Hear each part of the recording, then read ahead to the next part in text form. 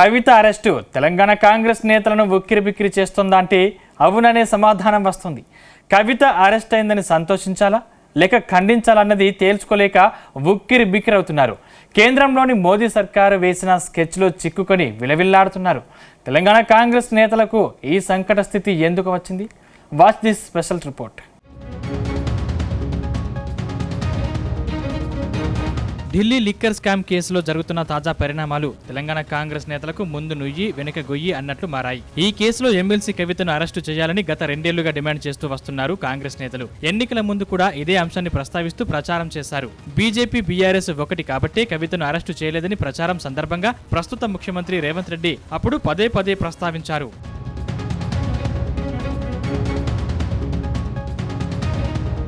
లోక్సభ ఎన్నికల ముందు కవిత అరెస్టు కావడంతో తమ పంతం నెగ్గింది. అయితే ఇక్కడే అసలు చిక్కు మొదలైంది. ఒకవైపు ఎన్నికల్లో బీఆర్ఎస్ సానుభూతి వస్తుందన్న భయం, మరోపక్క ఇదే కేసులో ఇండియా కూటమిలో ఉన్న ఆమ్ ఆద్మీ పార్టీ అధినేత ఢిల్లీ సీఎం కేజ్రీవాల్ అరెస్టు కావడం తెలంగాణ కాంగ్రెస్ నేతలను ఉక్కిరిబిక్కిరి చేస్తోంది.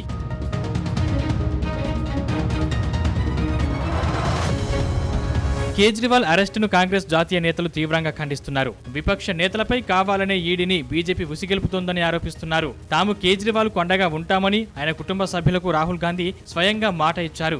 కేజ్రీవాల్ అరెస్టును జాతీయ నేతలు ఖండిస్తుండటంతో కవిత విషయంలో తాము ఏమీ మాట్లాడలేకపోతున్నామని తెలంగాణ కాంగ్రెస్ నేతలు చెబుతున్నారు. దాంతో లోక్సభ ఎన్నికల ప్రచారంలోనూ కవిత అంశం ప్రస్తావించే అవకాశం లేకుండా పోయిందని అంటున్నారు.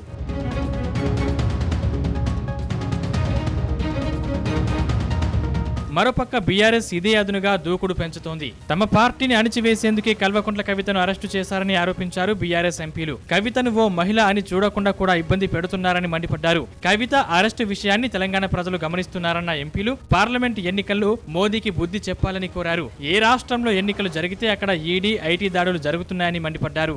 కరెంటుకి ఇబ్బంది లేకుండా రైతుల్ని, బడుగు బలహీన వర్గాలను అన్ని విధాలు కూడా ఆదుకున్నాం.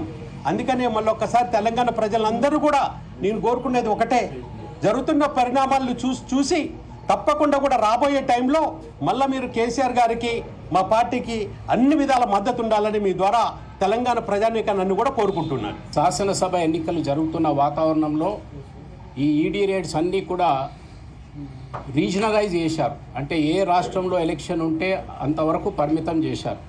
ఇప్పుడు రీజనల్గా జరిగిన ఈడీ రేట్స్ అన్నింటినీ కూడా ఇప్పుడు నేషనల్ క్యాపిటల్కి తీసుకొచ్చారు. పార్లమెంట్ ఎలక్షన్స్ జరుగుతున్నాయి కాబట్టి ఆ ఉద్దేశంతో వారు చెప్పినట్టు ఈరోజు కేవలం ఏ రాజకీయ పార్టీలు వారికి లొంగలేదో, వారితో అలయన్స్లో రాలేదో, లేకుంటే ఏ రాజకీయ నాయకుడు వాళ్ళ పార్టీలో చేరలేదో అటువంటి వారిపైనే ఈ కక్ష అనేది చాలా స్పష్టంగా కనిపిస్తుంది. కవిత గారి ఇష్యూకి వస్తే మనీ ట్రేల్ అనేది ఎక్కడ లేదు.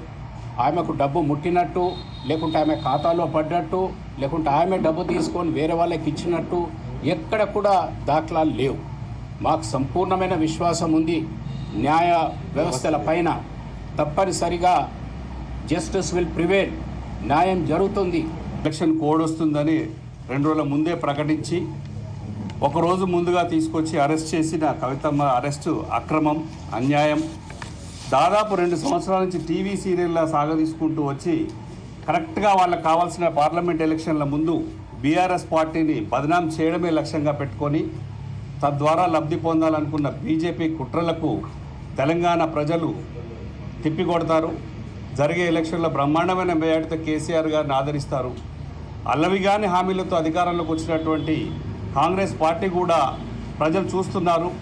అనేక స్కీములు, రైతు బంధు లాంటి పెద్ద పెద్ద స్కీములు, అన్ని సంక్షేమ పథకాలు కూడా, స్కీములన్నీ కూడా ప్రజలు చూస్తున్నారు. కరెంటు కానీ, నీళ్లు కానీ ఇబ్బందులు తెలంగాణ రాష్ట్రంలో వస్తున్నప్పటికీ ప్రజలు గమనిస్తున్నారు.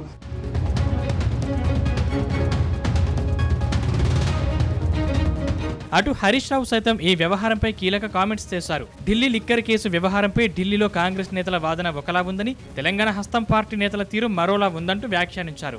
మొత్తం మీద కవిత అరెస్టు ప్రభావం ఎన్నికలపై ఎలా ఉంటుందన్నది సస్పెన్స్గా మారింది.